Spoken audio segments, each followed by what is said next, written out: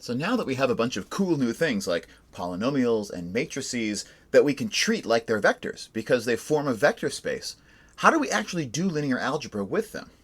Well, in this video, we want to actually do an example where we can figure out whether a set of polynomials is linearly independent by turning that question into a question about vectors and then answering the associated question with vectors. This is super cool stuff, and I don't think you're ready for it. So let's go forward and see what it is. I have three polynomials, f, g, and h. I have a basis for my space of polynomials. I can transform those polynomials into coordinate vectors. And as soon as I've transformed them into coordinate vectors by expressing them in terms of this basis, now I have three coordinate vectors. And if they are linearly independent, then that means that my original polynomials are linearly independent. And that's how we do linear algebra with things that don't come to us looking like vectors. We pick a basis, and then we use that basis to express our elements in terms of coordinates. And then we answer the questions about the coordinate vectors using the tools we already know. Are these three linearly independent? Well, that's the question of whether this linear system, this vector equation, has only the trivial solution, where all of the coefficients in this linear combination must be equal to 0 in order for them to add up to 0. If that's the case, then these coordinate vectors are linearly independent, and therefore our polynomials from over here would have been linearly independent. So how do I investigate that question? I need to know the nature of the solution set to this homogeneous equation in these three vectors. How do I find that?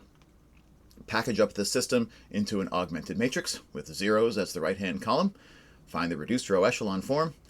I find out here that since there is a free variable, I'm going to set it equal to t, that I can solve for all three of my coefficients, c1, c2, and c3, in terms of that free parameter, and find out that it is in fact possible for me to make a choice of t, which is not equal to 0, and therefore I will have a non-trivial solution to this vector homogeneous equation that's over my shoulder. So, is the trivial solution the only solution to that vector equation? It is not.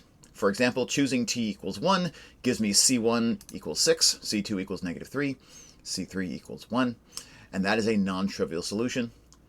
Therefore, these three coordinate vectors are not linearly independent. And then putting the context back in, so we just solved the non-contextual linear algebra question using the coordinate vectors. Now we'll use this basis to put the context back in and figure out what this tells us about the polynomials that we started with. Well, it tells us exactly the same thing.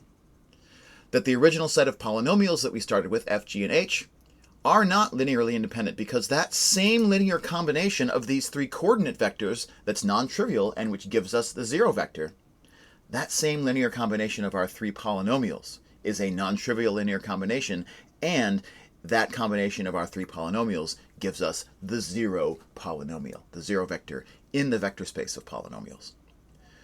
So we can answer linear algebra questions about things that don't look like vectors by expressing those things as coordinate vectors after we choose a basis. And that choice is probably the most important thing that we do in the first half of linear algebra.